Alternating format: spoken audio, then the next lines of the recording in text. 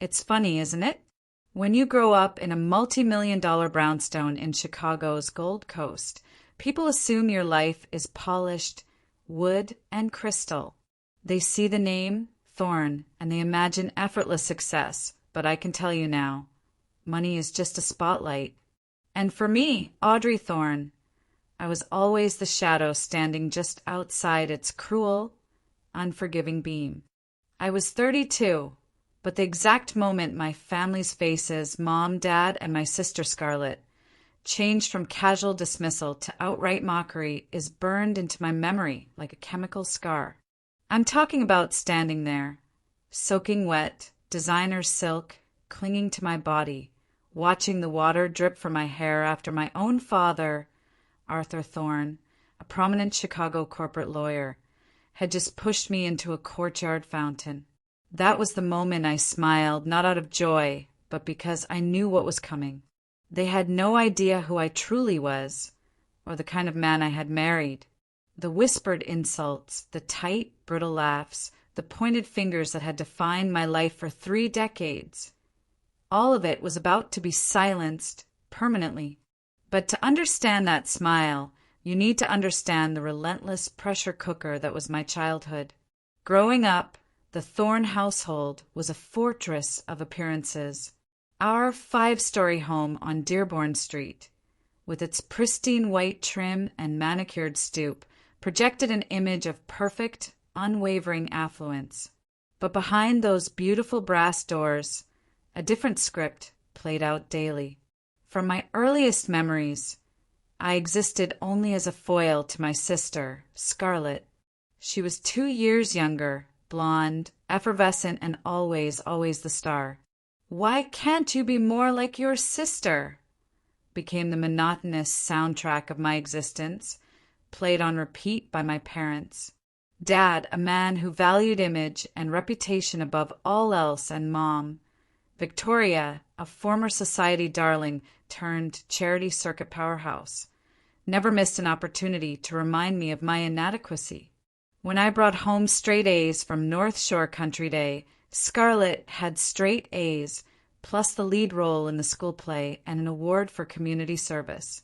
When I won second place in a regional science competition, a major accomplishment, by the way, it was immediately overshadowed by Scarlett's debut dance recital the very same weekend.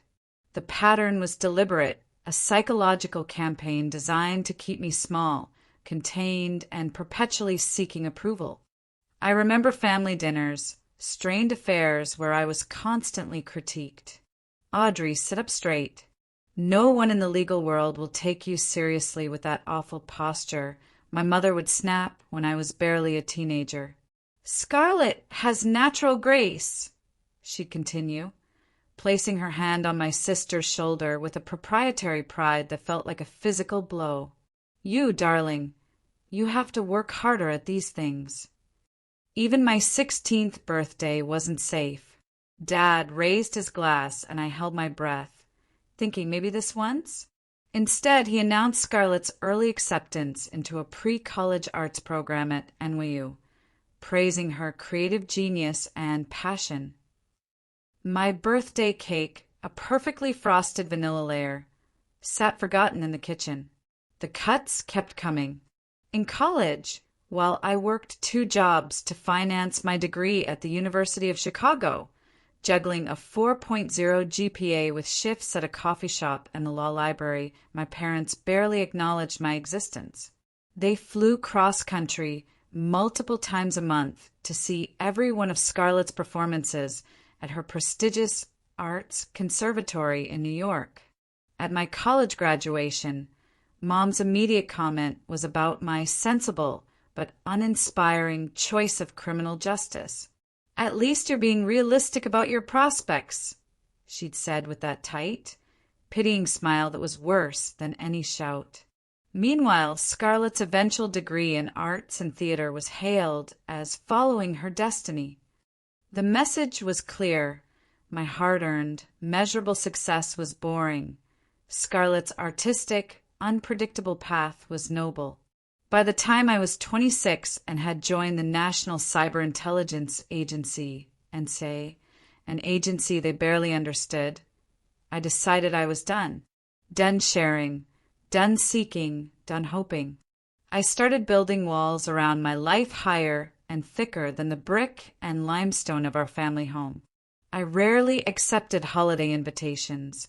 I stopped answering calls that didn't come with a specific agenda. The irony was profound. My professional life was thriving, spectacularly so. I had found my calling in counterintelligence, rapidly climbing the ranks with a combination of analytical brilliance and unrelenting determination. My parents believed I was merely a paper pusher, filling out forms for the government. The truth was, by 29, I was already leading specialized, classified operations that, if they knew the full scope, would have terrified them into silence. That silence, I realized, was a far more valuable commodity than their fleeting, conditional approval. I was preparing for a life where their opinions were irrelevant, yet a small, deep wound inside me still pulsed, waiting for the one final blow that would set me free. And that blow, I knew, was waiting for me at the wedding. The walls I built were tall, but the most important one was the one protecting Ethan. Ethan Vance. The name itself sounded like old money security, but he was pure, disruptive new wealth. I met him not on the field, as you might expect a federal agent to meet a tech guru, but at a national cybersecurity summit in Denver. I was there representing the agency, giving a highly technical briefing on state-sponsored threats. Ethan wasn't just any tech entrepreneur. He was the tech entrepreneur. He'd built Vance Dynamics from a dorm room project into a global security powerhouse worth tens of billions. His proprietary systems protected everything from the nation's grid infrastructure to major government installations. He walked into that sterile, air-conditioned conference room, all 6'3" of him, wearing a bespoke suit and a calm intensity that drew every eye, even mine. Our connection was immediate, intense, and utterly unexpected. Here was a man who moved in the stratosphere of global finance and power. Yet when he looked at me, he saw me, not the thorn family shadow, not the scapegoat, but the sharp, brilliant, and dedicated woman beneath the armor. He saw the fire. He didn't ask about my mother's charity board or my father's corporate law firm. He asked about the zero-day exploits I'd discussed, about the future of quantum encryption, about the moral burden of holding national secrets. Our first date was an 8-hour conversation fueled by bad coffee and genuine intellectual respect. "I've never met anyone like you, Audrey," he told me months later, as we were flying over the Pacific on his jet, en route to a crisis meeting in Seoul. "You're extraordinary. Please promise me you know that." Those words, simple, sincere, and utterly without qualification, were more meaningful validation than I'd received from my entire family in 3 decades. We married 18 months later in a completely private ceremony in a small, historic town in Maine. We had 2 witnesses, my closest field colleague, Marcus, and Ethan's sister, Eliza. Our decision to keep the marriage secret was multifaceted. Part of it was legitimate security concern. Given our positions, me in sensitive intelligence and managing contracts with the Department of Defense, publicizing our union was simply irresponsible. But the larger part was my choice. I wanted this precious, perfect part of my life to remain absolutely untainted by the Thorne family's toxicity. They would twist it, weaponize it, and ultimately diminish it, just as they had diminished everything else I had ever accomplished. For 3 years, we built a life together while maintaining completely separate public identities. Ethan traveled relentlessly for Vance Dynamics, and my career at the NCIA grew increasingly senior. I eventually achieved my current position, the youngest ever deputy director of cyber intelligence operations. My parents still thought I was, at best, a glorified analyst, likely drowning in student loan debt. The truth? I lived in a magnificent, yet understated, penthouse overlooking Lake Michigan, and my personal wealth, even without Ethan's staggering fortune, was substantial enough to buy and sell half of my father's corporate clients. But I held this close, like a precious, glowing stone. The timing of the wedding invitation, however, threatened to shatter that carefully constructed peace. Scarlett's invitation arrived 6 months ago.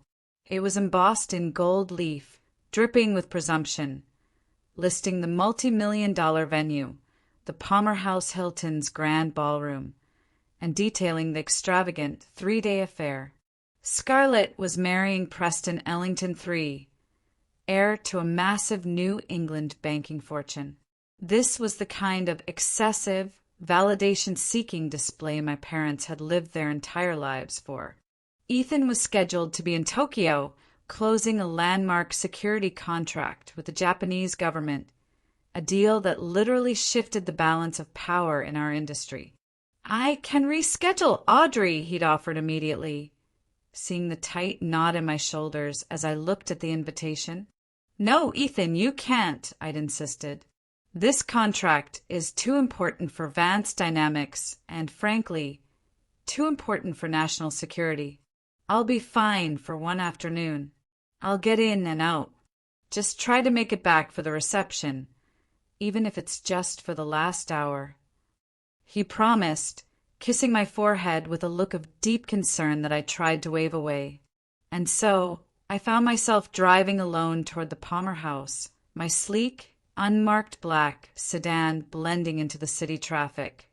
My stomach tightening with every block, I drove closer to the family drama I had worked so hard to escape. The walls were about to be tested, and I had a terrible feeling they might not hold.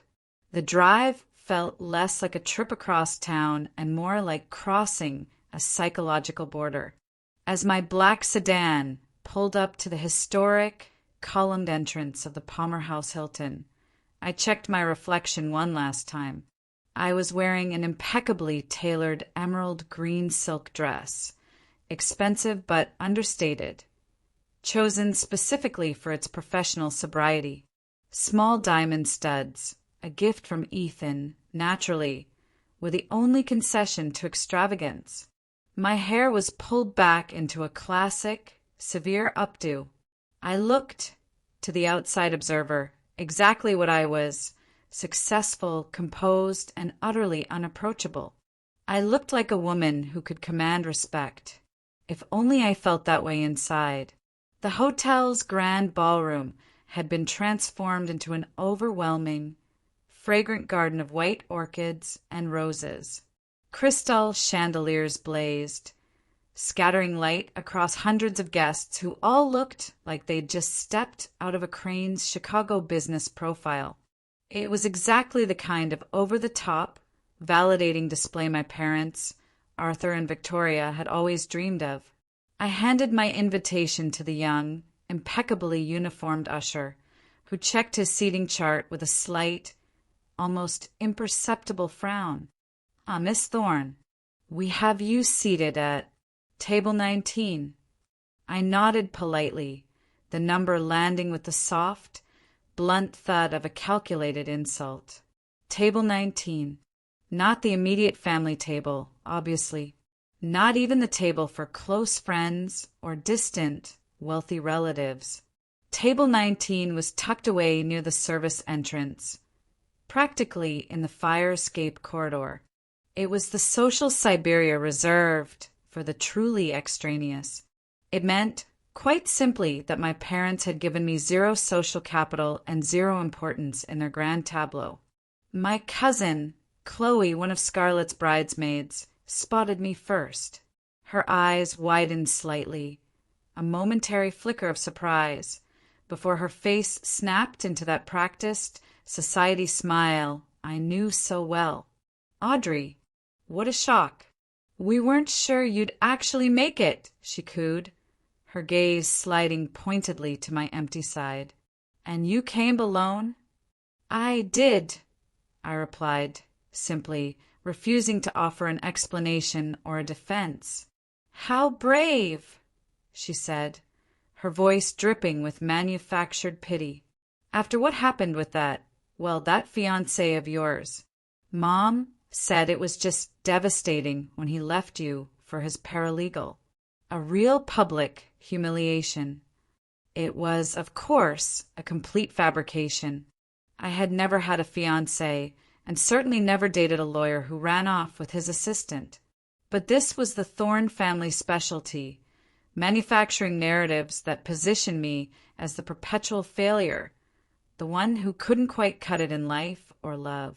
Your memory must be confusing me with someone else, Chloe, I said calmly, already turning away. I had spent years mastering the art of the verbal shield. More relatives drifted over, each interaction following the same wearying pattern. Aunt Bethany commented on my practical, sensible haircut, stating how wise it was for a woman in my government position to give up on more stylish options. Uncle George, a man who still thought the internet was a fad, asked loudly if I was still pushing papers for the feds and whether I had considered a career change, since those government jobs never pay enough to attract a decent husband. Then came the true acid test. Tiffany, Scarlett's maid of honor, approached with air kisses that deliberately missed my cheek. Audrey, God, it's been ages. Love the dress. Is it from that discount retailer you always were so good at finding deals at? She didn't wait for an answer, her voice dropping conspiratorially. Scarlett was just saying she wasn't sure you'd come. You know, since you missed the bridal shower, the bachelorette weekend in Miami, and the rehearsal dinner. I'd sent generous gifts to all of those events, each accompanied by a heartfelt, if brief, note explaining that critical operations had conflicted. Operations, I should note, that involved coordinating international cyber defense maneuvers and tracking down hostile foreign agents. Work commitments, I simply stated. Right. Your mysterious government job, she scoffed, making exaggerated air quotes around mysterious. Preston's cousin works for the State Department. He says those administrative roles can be so demanding. I just smiled. Let them believe I was a clerical worker. The truth would have sent them into a collective, jaw-dropping silence. But that revelation wasn't mine to share yet. I was here to fulfill a promise, not to stage a dramatic unveiling. But with every microaggression, every cutting remark, the pressure inside me was building. I walked the long, isolating path to table 19, ready to be a ghost at the feast, but fully aware that I was carrying a secret that was heavier and far more explosive than anyone in that ballroom could possibly imagine. I took my seat, a solitary sentinel at the edge of the dazzling light, knowing that the real fireworks had yet to begin. Victoria Thorne, my mother, finally made her appearance near my table, resplendent in a pale lavender designer gown that I could easily have identified as being worth more than the down payment on a decent suburban home. Her smile was brittle, her demeanor suggesting I had just completed an arduous, multi-day journey rather than a simple drive across Chicago. Audrey, you made it, she said, her tone suggesting mild surprise and subtle disappointment. I wouldn't miss Scarlett's wedding, Mother, I replied, my voice steady. Her eyes immediately performed a rapid, professional inventory of my appearance, searching for any flaw to highlight. Finding none obvious enough, the dress was high-end, the diamonds subtle. She settled on something utterly subjective. That color, it washes you out, darling. You should have consulted me before purchasing something so bold. Before I could respond, a commotion at the grand entrance signaled the arrival of the wedding party. Scarlett, now officially Mrs. Preston Ellington III, entered on the arm of her banker husband. She was undeniably beautiful in a custom Verawang gown that required 2 attendants to manage. My father, Arthur, beamed with pride, looking at Scarlett as if she were the sun, moon, and financial market combined.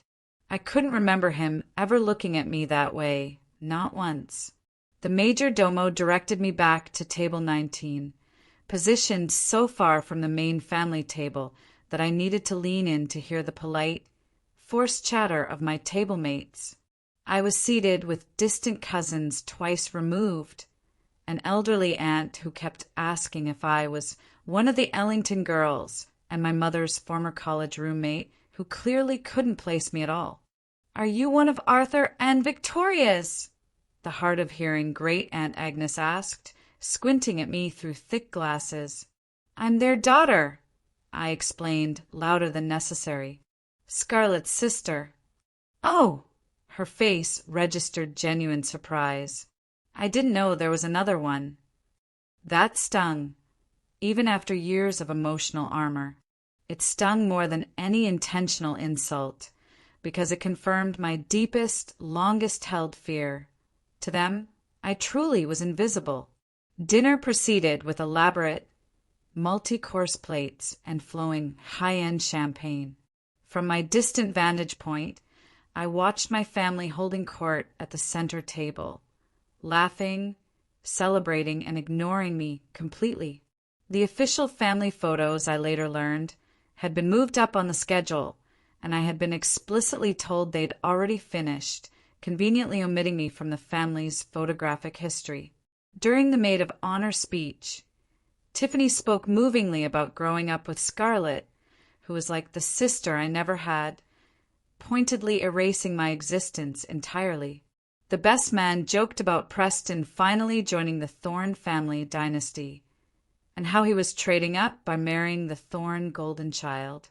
I maintained my composure through it all, nursing a glass of sparkling water rather than wine, determined to stay sharp and clear-headed.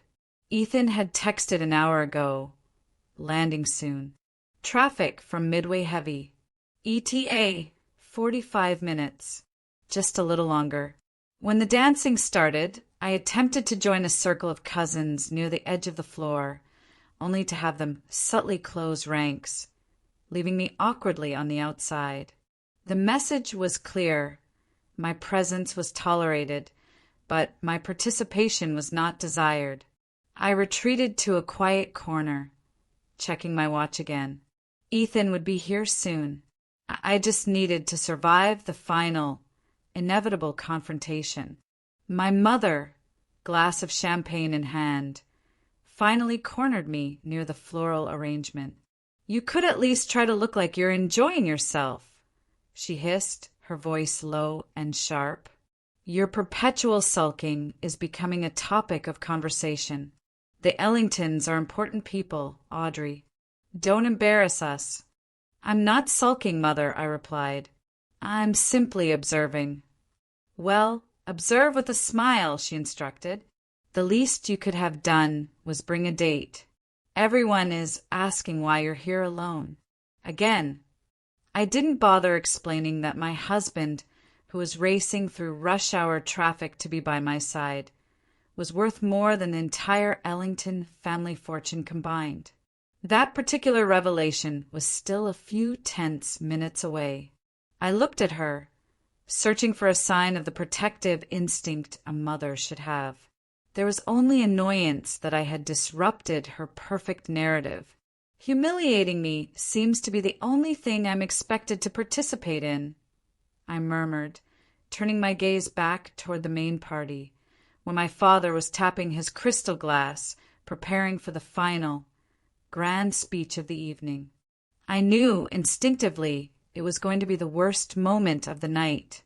The crowd quieted as my father, Arthur Thorne, took center stage beside the elaborate ice sculpture of intertwined swans. He adjusted the microphone, his voice already carrying the practiced, booming projection of a seasoned litigator. "Today," he began, his chest puffed out, "is, quite simply, the proudest day of my life. My beautiful Scarlet has made a match that exceeds even a father's highest hopes. A smattering of appreciative laughter followed. Preston, he continued, turning to his new son-in-law, you're gaining not just a wife, but entrance into a family built on excellence and achievement. He raised his glass higher, to Scarlet, who has never, not once, disappointed us. My chest tightened, a familiar, painful constriction. I knew I wouldn't be mentioned, but the implicit comparison was a verbal blow. Scarlet had never disappointed them. The unspoken conclusion about me was obvious and deafening. As he continued extolling Scarlet's virtues, her charity work, her artistic sensibility, her flawless trajectory, I quietly slipped toward the terrace doors. I needed air. I needed space. I needed to regroup before Ethan arrived. The evening sun was setting over the hotel's famous inner courtyard fountain, casting a golden, deceptive light across the rippling water. I had nearly reached the sanctuary of the terrace when my father's voice boomed from behind me, amplified by the microphone he still held. "Leaving so soon, Audrey?" I turned slowly. He stood 10 feet away, the entire reception looking in our direction. My mother and Scarlet flanked him, identical expressions of sharp disapproval on their perfect faces. "Just getting some air, Dad," I replied, keeping my voice steady, professional, and low. "Running away! More like it!" he retorted, and the microphone amplified his words to the entire, suddenly hushed room. Classic Audrey, disappearing when family obligations become inconvenient. A flash of heat crawled up my neck. "That's not true."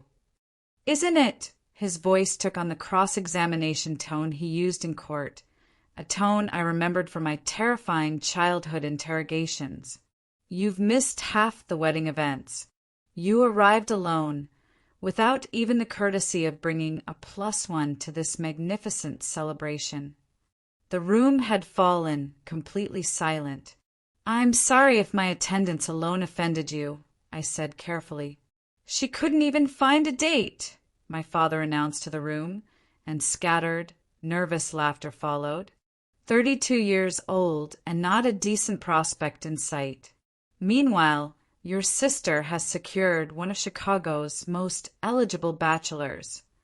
The laughter grew louder, encouraged by his shameless showmanship. "Dad," I pleaded quietly, "this isn't the time or place." "It's exactly the time and place," he shot back, advancing toward me, the microphone lowered, but his voice still carrying every calculated barb. "This is a celebration of success, a family achievement, something you, Audrey, wouldn't know anything about." Each word was designed to penetrate the years of carefully constructed armor I wore. I glanced at my mother and sister, looking for any sign of intervention, any flicker of decency. They simply watched Mom with a strained smile, Scarlet with barely concealed, triumphant satisfaction. "You think we don't know why you're really alone.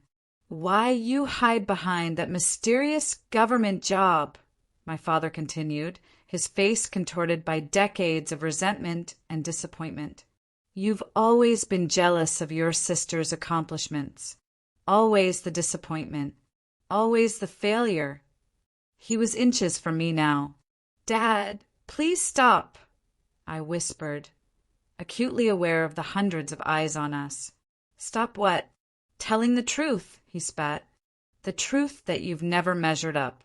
That you're an embarrassment to the Thorne name."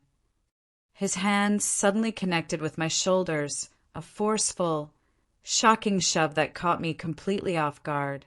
I stumbled backward, arms windmilling, but there was nothing to grab onto.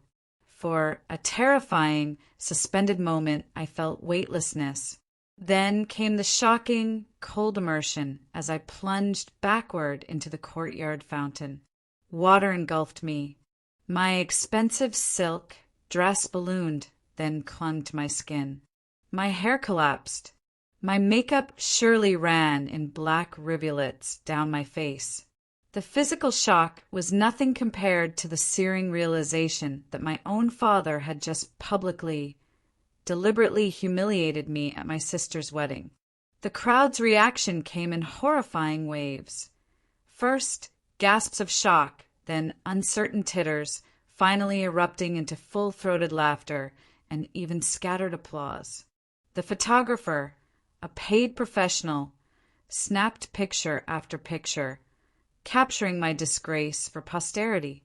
But as I pushed myself up, water streaming from my ruined dress, something unexpected happened. The cold water didn't defeat me, it woke me up. I was done. Done seeking approval. Done accepting mistreatment. Done hiding who I really was. I stood fully upright in the fountain, the water level reaching my thighs, my emerald silk dress now a heavy, darker forest green, saturated and ruined. I pushed my dripping hair back from my face, my heels finding a slick, precarious footing on the fountain's ceramic bottom. Through the blur of water and shock, I saw my father's triumphant, satisfied expression, my mother's hand barely concealing a smile of relief that the drama was finally over, and Scarlett's undisguised ecstatic glee. The sound of clicking camera shutters was nauseating. This image, me, drenched and humiliated, would be the next chapter in the Thorne family's Audrey the Failure narrative. But in that moment, the narrative didn't matter. The laughter, the cruel, ringing sound of hundreds of people endorsing my father's abuse, simply faded away. It was replaced by a strange, cold, unwavering clarity. I was done.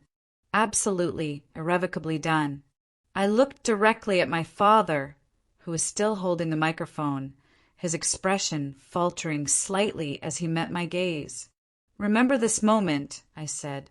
My voice was not a shout. It was low, quiet, and carried across the suddenly silent courtyard with deadly precision. "Remember exactly how you treated me." The forced smile froze on his face. Uncertainty, a look I had almost never seen there, flickered in his eyes. "Remember the choices you made. Remember what you did to your daughter." I took a deliberate step toward the fountain's edge, my voice gaining strength. "Because I promise you, Dad, I will." I climbed out of the fountain with as much dignity as my soaked condition allowed, water dripping with every step, creating a dark, widening trail across the expensive Persian rug laid out for the ceremony. A stunned, shocked silence had replaced the laughter. Even my father seemed momentarily at a loss for words, the bully suddenly realizing he might have gone too far. No one moved to help me. No one offered a napkin, a kind word, or a hand. And strangely, I was okay with that. For the first time in my life, I didn't need anything from these people. Their pity, their help, their approval, it was all worthless. I walked through the throng of silent guests toward the ladies' room, ignoring the trail of water I left behind. When I pushed through the door of the Fairmont's luxurious restroom, I caught sight of myself in the gold-framed mirror. Mascara streaked down my cheeks, hair plastered to my skull. The dress was a wreck, and yet I didn't feel defeated. I felt profoundly liberated. The years of emotional weight, of trying to be what they wanted, had been washed away in that dirty fountain water. My phone, thankfully, had been in my small clutch, which I had left at table 19 before the incident. I retrieved it from a concerned-looking, distant cousin, a young woman named Julia, whom I barely knew, who had kindly guarded it for me. I immediately returned to the safety of the bathroom to text Ethan. "How close are you?" I typed. His response came instantly, 10 minutes out. "Traffic finally clearing. Everything okay." I hesitated, the truth heavy on my fingers. "Dad, pushed me into the fountain in front of everyone. 3 dots appeared instantly, disappeared, and reappeared, hanging there for a lifetime. Finally, the text came, "I'm coming." Now, security team already at the perimeter. Don't move. I hadn't known he'd sent a security team ahead. That was Ethan, always thinking 10 steps ahead, always protecting what mattered to him. And somehow, incredibly, I mattered to him. As I began to towel dry my hair, the bathroom door swung open, and Julia, the young cousin who had guarded my clutch, entered. She stopped short, her face filled with genuine concern. "Oh, I just wanted to see if you were okay." "I'm fine," I replied, forcing a smile, straightening my spine. "Just a little wet." "Everyone's talking about what happened." She hovered uncertainly. "It was really awful of your dad. Truly despicable."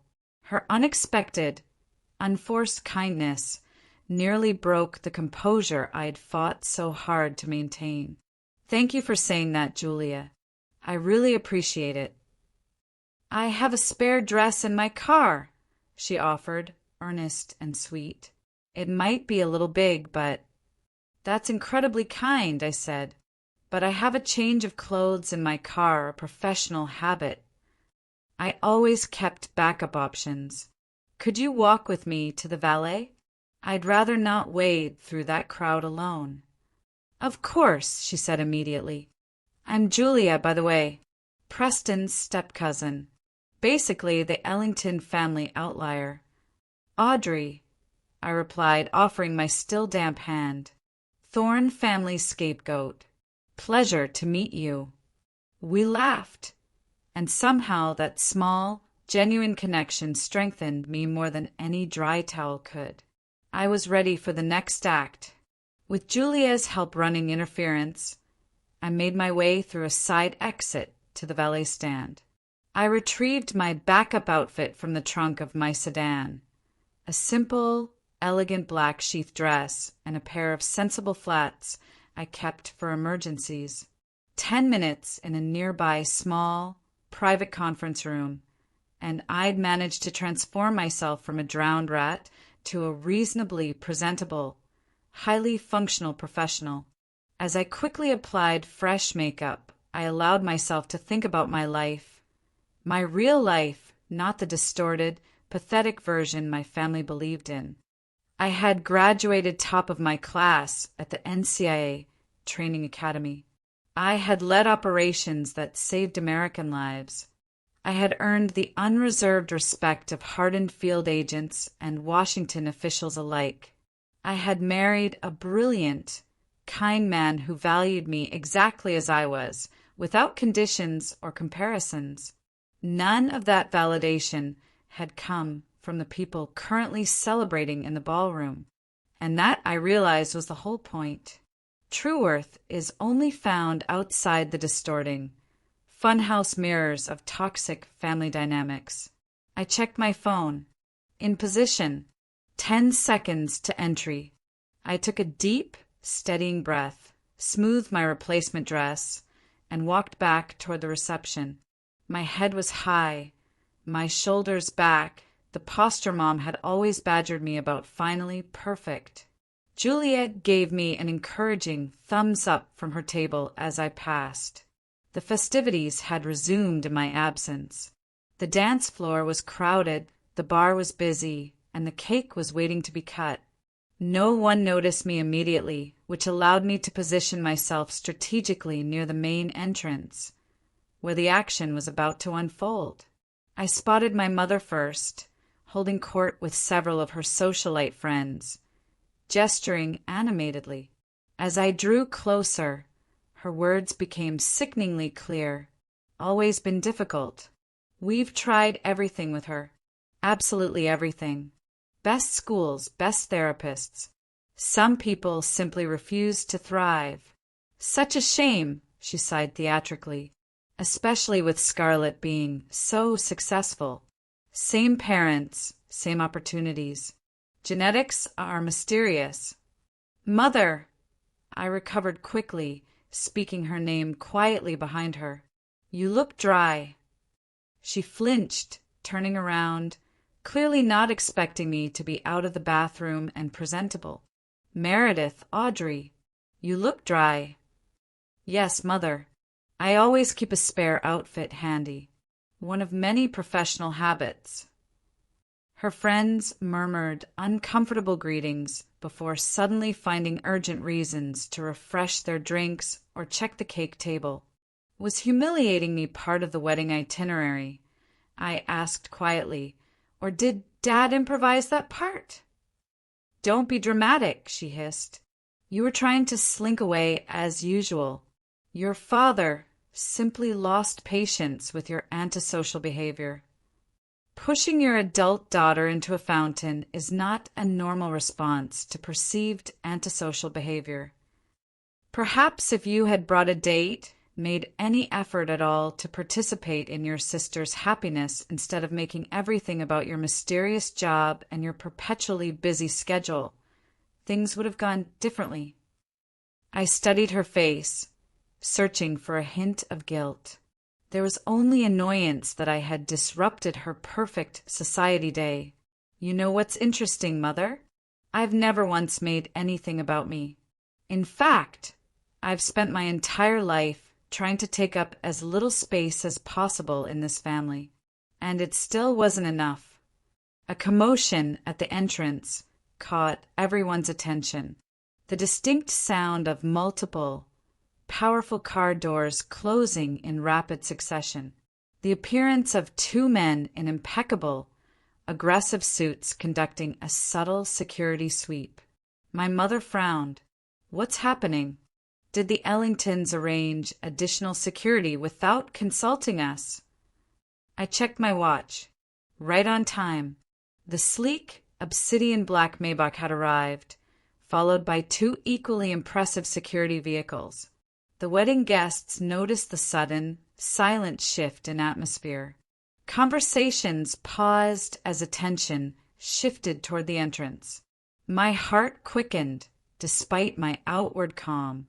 In approximately 60 seconds, my family would finally meet my husband. The double doors to the grand ballroom swung open with authority. The moment had arrived.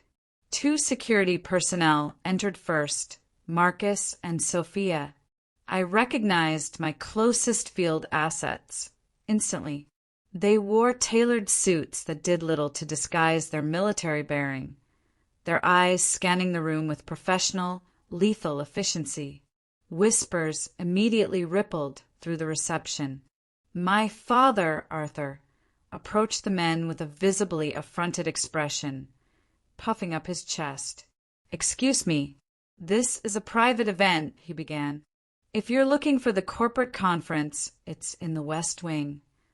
Marcus simply looked through him as if he were transparent. Liam touched his earpiece, spoke quietly, perimeter secure. Proceeding. And then Ethan walked in. My husband always had a commanding presence, but today he seemed to fill the entire doorway.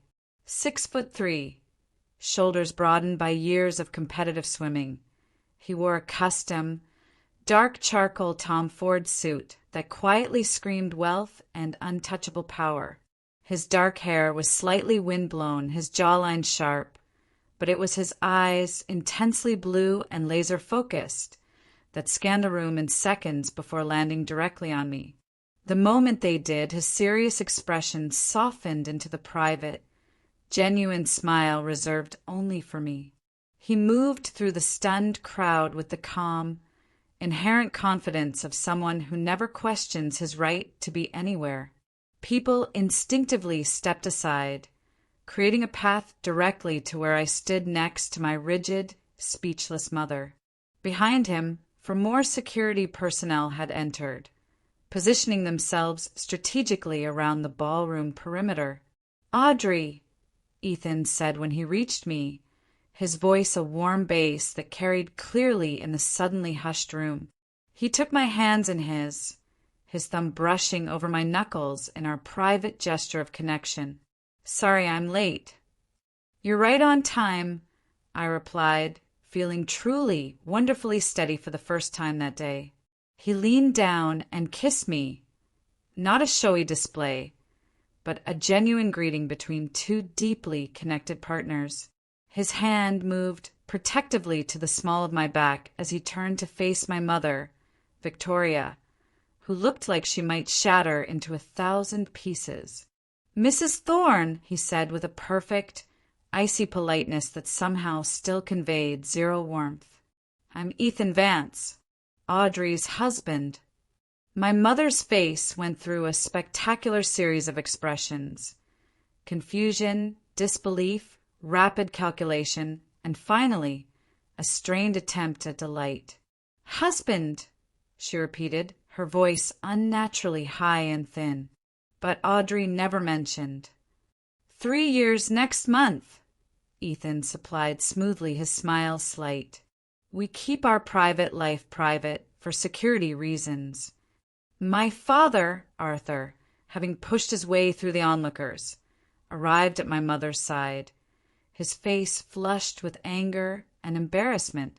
"What's the meaning of this?" he demanded, looking from me to Ethan. "Some kind of prank? Hiring security and an actor to create a scene at your sister's wedding is a new low, Audrey."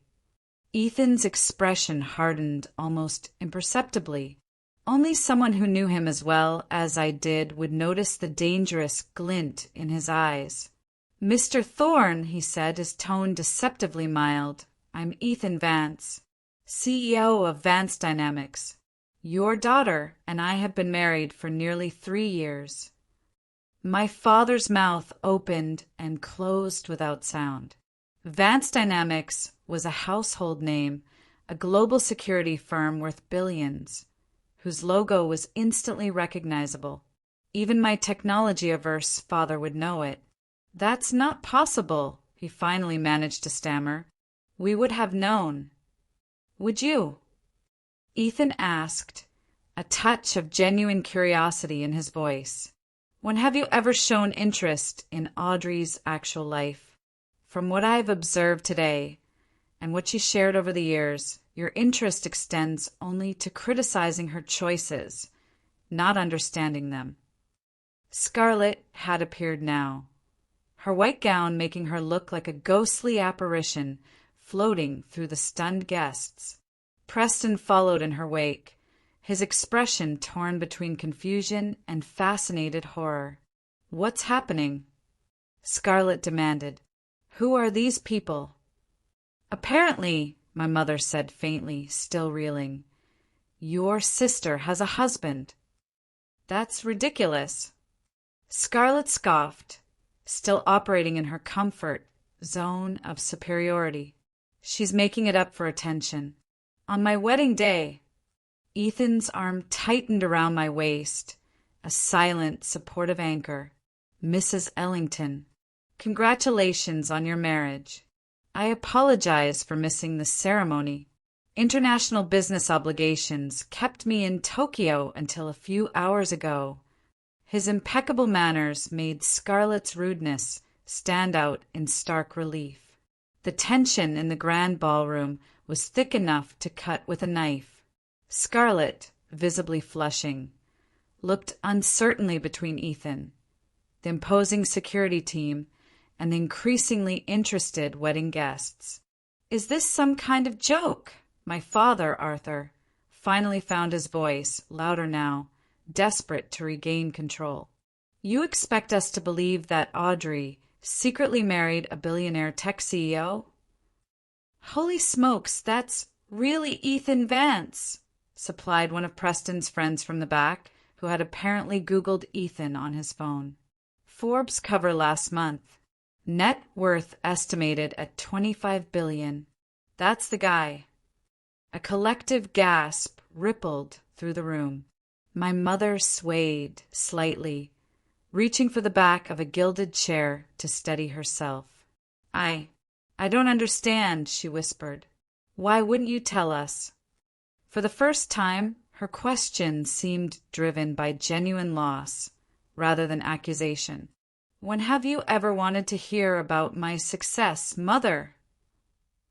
I asked gently, the gentleness itself a sign of my complete power over the situation. When have you ever celebrated anything about me? She had no immediate answer. As for me, Ethan continued smoothly, his eyes locked on Arthur, I've been looking forward to meeting the family Audrey has described so vividly. Though I admit, after witnessing your behavior today, I find myself rather, he paused, selecting his word with professional precision, disappointed. My father's face darkened, still trying to pull rank. Now, listen here, young man. No, Mr. Thorne, Ethan interrupted, his voice suddenly hard as steel. You listen. I watched from the terrace as you publicly humiliated your daughter. I saw you push her into that fountain. I heard the things you said to her. Under normal circumstances, Ethan continued, such an assault would have immediate legal consequences. My security team was prepared to intervene, but Audrey signaled them to stand down. He paused, letting the silence draw out the impact. That is the kind of person your daughter is. Even after your despicable behavior, she didn't want to create a scene at her sister's wedding. The room was completely silent. Even the wait staff had frozen in place.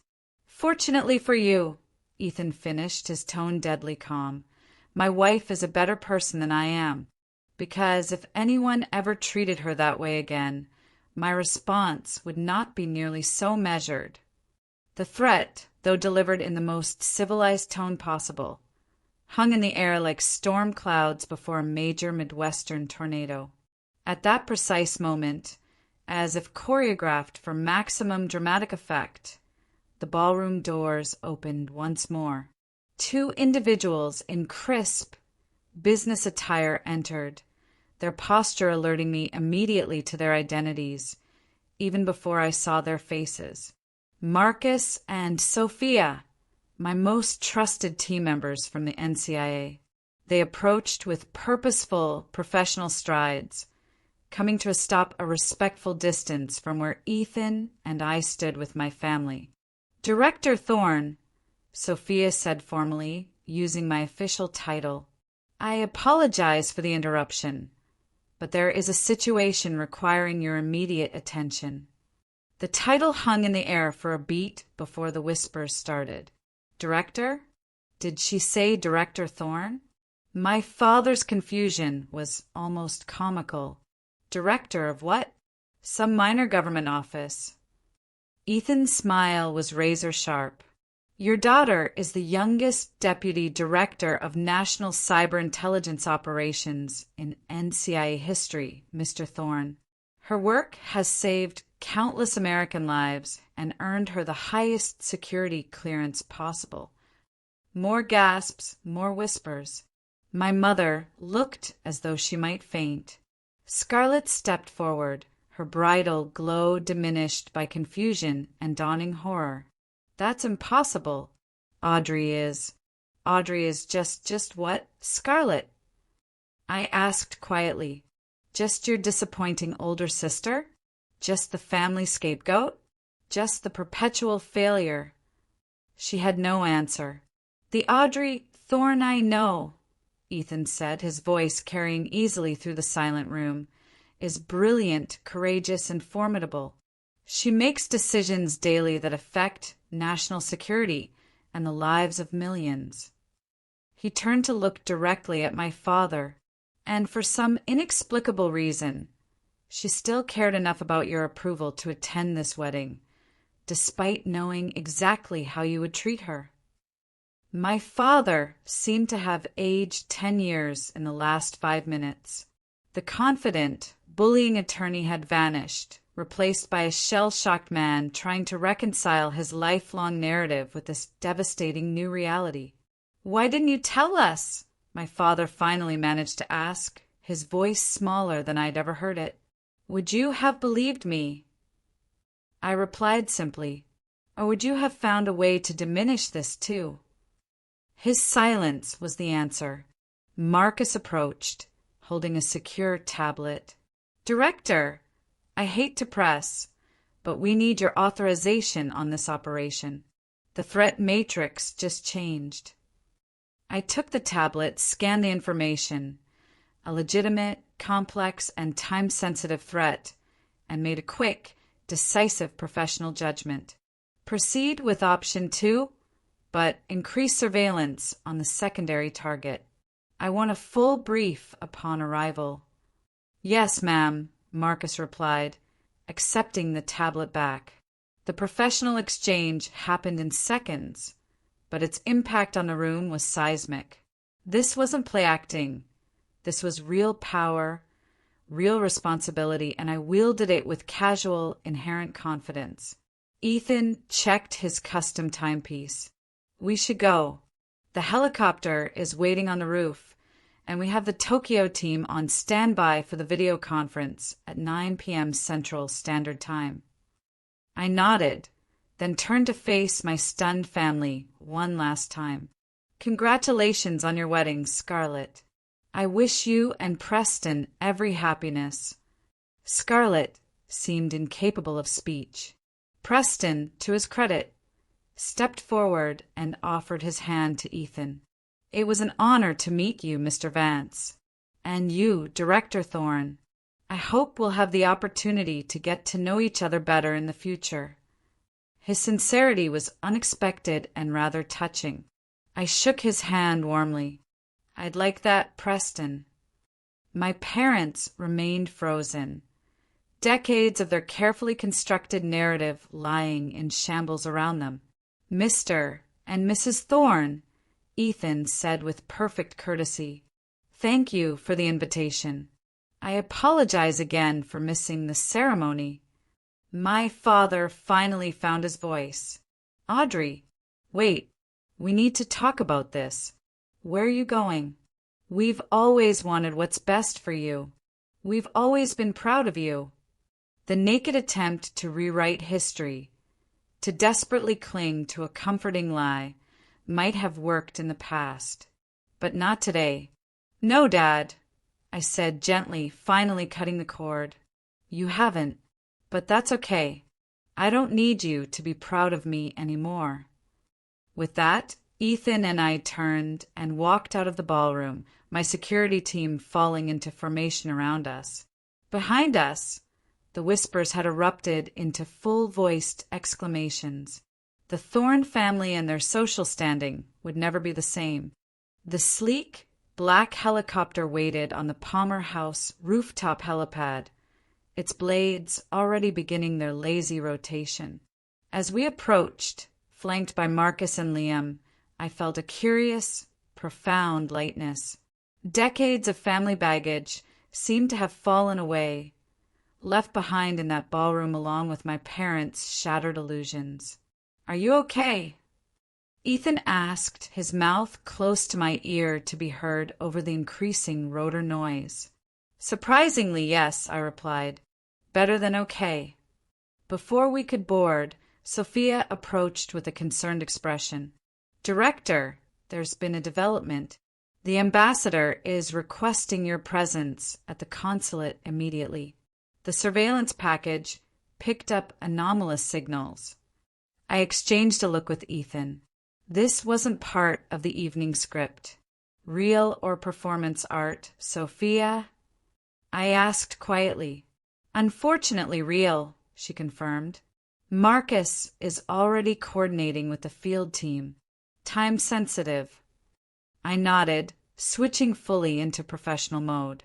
"Reroute the helicopter to the consulate. Alert the duty analyst team. I want a full brief upon arrival." As we turned back toward the roof access door, planning to descend and exit through the hotel's private security entrance, we found our path blocked. My mother stood there, slightly breathless from having apparently rushed up several flights of stairs. Her perfect coiffure had wilted, and her immaculate makeup couldn't hide the sweat. "Audrey," she said, her voice unusually uncertain, "you can't just leave like this. We need to talk. I glanced at Sophia, who nodded discreetly and stepped back to give us a moment of relative privacy, though Marcus and Liam stood close enough to intervene instantly if necessary. I have a work emergency, Mother, I said, keeping my tone professional. National security doesn't wait for family reconciliations. National security, she repeated, as if tasting the words for the first time. You really are what they said. A director at the FBI and CIA. Deputy Director of Counterintelligence Operations. For the past 18 months, I confirmed. Before that, I was Assistant Director for 3 years. She struggled to integrate this information with her long-held image of me. But why the secrecy? She pressed, a tremor in her voice. Why not tell us? We would have been proud. Would you? I finished for her. Or would you have found a way to minimize it? Compare it unfavorably to Scarlett's artistic achievements? Suggest I got the position through connections rather than merit? Her flinch told me I'd hit the mark. And the marriage? She asked, her voice cracking slightly. 3 years, he said. 3 years. And you never thought to mention you had married one of the wealthiest men in the country. I noted her emphasis on Ethan's wealth rather than any of his other remarkable qualities. Even now, status was her primary concern. Our marriage is private for multiple reasons, I explained patiently. Ethan's position makes him a potential target. My position involves classified work. And frankly, Mother, I wanted something in my life that wasn't subject to the Thorne family critique. The helicopter pilot signaled that we needed to depart. Time was running short. I have to go, I said. There's a legitimate national security situation developing. Will you come back? She asked. And for the first time in my adult life, I heard genuine, unscripted uncertainty in her voice. To talk, to let us get to know you. The question surprised me. I studied her face, looking for the manipulative society matriarch I'd known all my life. Instead, I saw confusion, hurt, and perhaps a dawning realization of all she'd missed. I don't know, I answered honestly.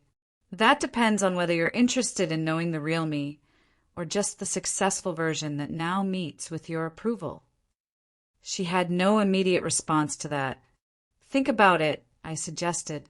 Really think about whether you want a relationship based on who I actually am, rather than who you always wished I would be. I turned to go, but her voice stopped me once more.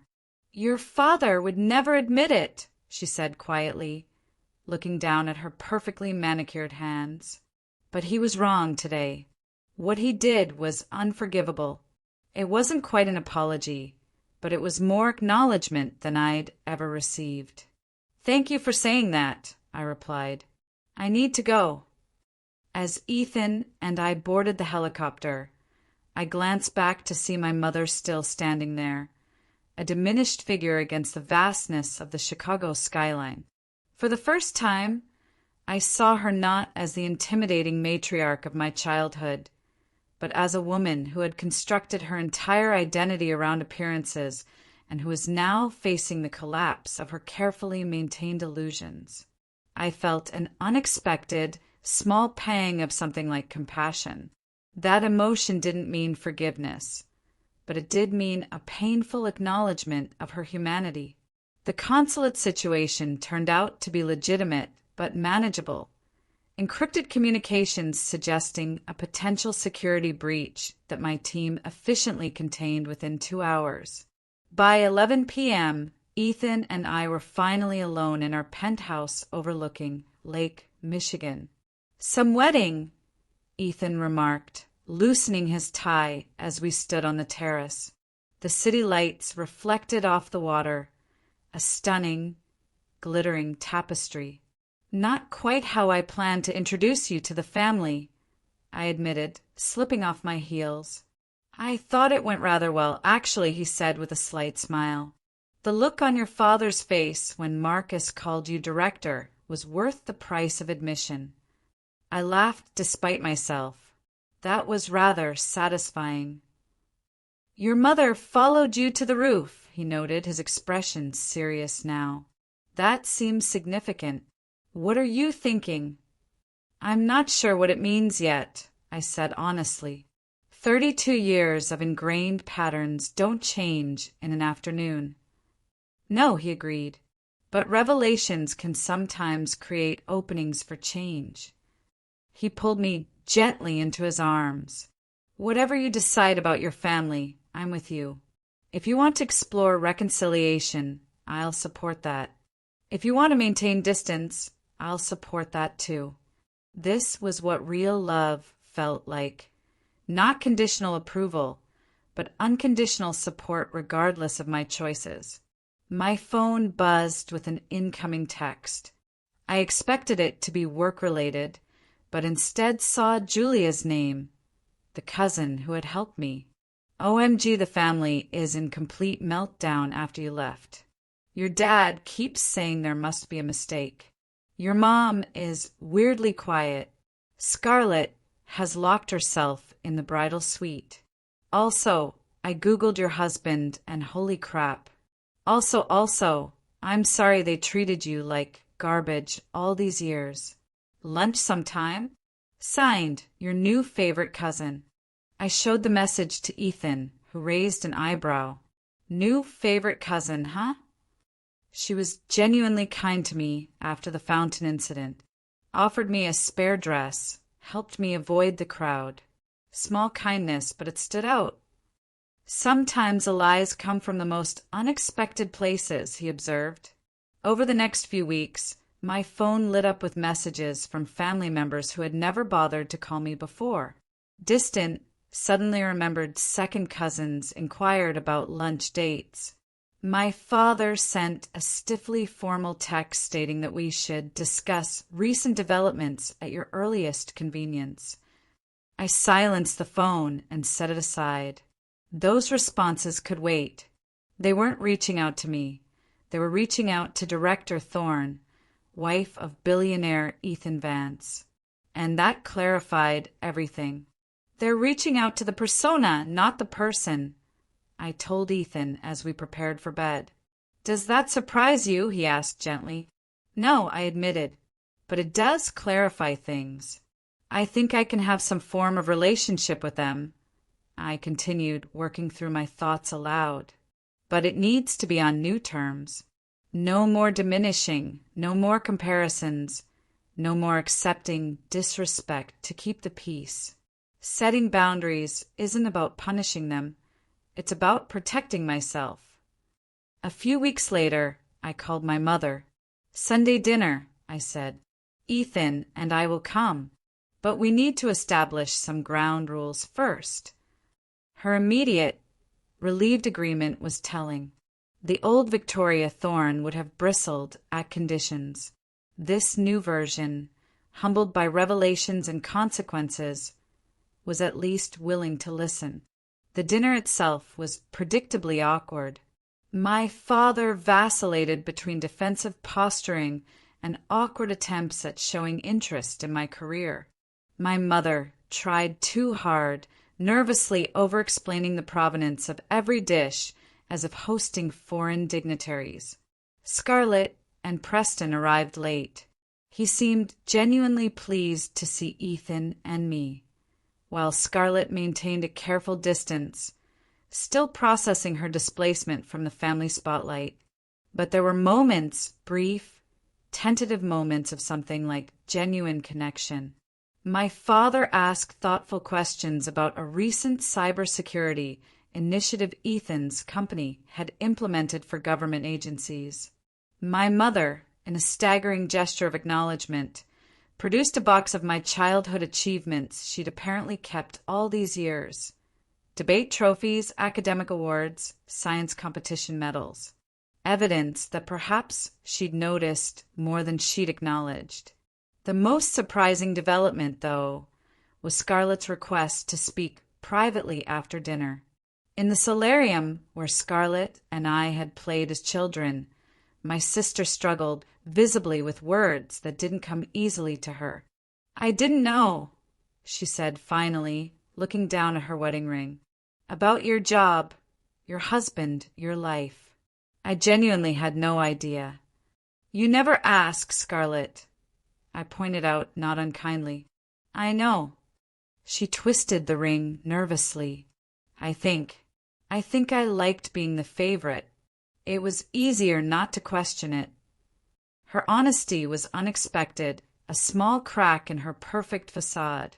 "Preston says I need to examine why I felt so threatened by your success, even before I knew about all this." She gestured vaguely, encompassing my career, marriage, and status. "He thinks we could both benefit from family therapy." I studied my sister, really looked at her, perhaps for the first time in years. Behind the perfect exterior, I glimpsed uncertainty, insecurity even. The golden child role came with its own burdens, its own impossible expectations. "I'd consider that, Scarlett," I said carefully. "Not immediately, but eventually." It wasn't forgiveness, not yet, but it was an opening. A small crack in the fortress walls I'd built around my heart where family was concerned. The months that followed brought slow, imperfect progress. Weekly family dinners gradually became less strained. My parents, facing the social and professional consequences of their behavior, learned to respect the boundaries I established. My father attended anger management therapy, reluctantly at first, then with growing self-awareness. My mother and I began tentative mother-daughter lunches that sometimes ended in tension, sometimes in genuine laughter. Healing wasn't linear. There were setbacks, moments when old patterns reasserted themselves, when my father's temper flared or my mother's criticism surfaced. But there was also accountability that had never existed before, a willingness to acknowledge harm and attempt repair, a crucial step for all generations, but especially for the elderly, to ensure their legacy is not defined by their mistakes, but by their capacity to change. The most profound change, however, wasn't in my family, but in myself. I no longer measured my worth by their approval. I no longer diminished my achievements to make others comfortable. I no longer accepted disrespect as the price of belonging. I had been validated by the life I built and the man I chose. 1 year after the infamous wedding, Ethan and I hosted a gathering at our home. It wasn't just immediate family, but the people who had formed my true support system throughout the years. My NCIA colleagues, Ethan's sister, friends who had stood by me, and yes, Julia and her new fiancé. Interspersed with this chosen family were my parents, Scarlett and Preston, who were tentatively navigating the new normal. As I looked around at this diverse group, this chosen family mixed with biological relations, I realized something profound. Family isn't just about shared DNA. It's about who shows up, who sees you clearly and loves you anyway, who celebrates your successes without jealousy and supports you through failures without judgment. Sometimes those people share your bloodline. Often they don't. The magic happens when you stop forcing connections where they don't naturally exist, and instead nurture the ones that bring mutual joy and growth. Standing in our kitchen, preparing to bring out dessert, I felt Ethan's arms encircle me from behind. "Happy?" he asked simply. I leaned into his embrace, watching through the doorway as my father engaged in animated, respectful conversation with Marcus about security protocols, while my mother showed Julia photos on her phone, and Scarlett's musical laugh rang out at something Preston had said. It wasn't perfect. It was still complicated, but it was real in a way it had never been before. "Yes," I answered truthfully, "I am." If you're watching this and you've struggled with a toxic family dynamic, I want you to know this. Your worth isn't determined by those who failed to see it. Building boundaries isn't selfish. It's necessary for healing. And sometimes the most loving thing you can do for yourself is to create distance until genuine change occurs. It's never too late for people to start learning respect, and it's never too late for you to build the life and the family you deserve. I'm curious, have any of you ever seen a difficult, older family member genuinely make a change for the better? How did you handle that reconciliation? Let me know your thoughts in the comments below. And thank you, as always, for sharing this journey with me. Thank you for watching.